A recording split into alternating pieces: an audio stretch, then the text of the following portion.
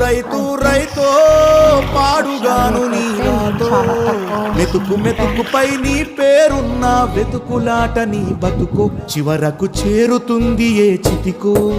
రైతు రైతు రైతో పాడుగాను నీతో మెతుకు మెతుకుపై నీ పేరున్న వెతుకులాట నీ బతుకు చివరకు చేరుతుంది ఏ చితికో. నువ్వు పండించే ధాన్యమే దేవుని గుళ్ళో ప్రసాదం, ఆ దేవుడికెందుకు తెలియదు మరి నీ ఇంట్లో నీ విషాదం. కళ్ళకత్తుకొని తింటారు నీ కన్నీళ్ళెవరు పాపరు.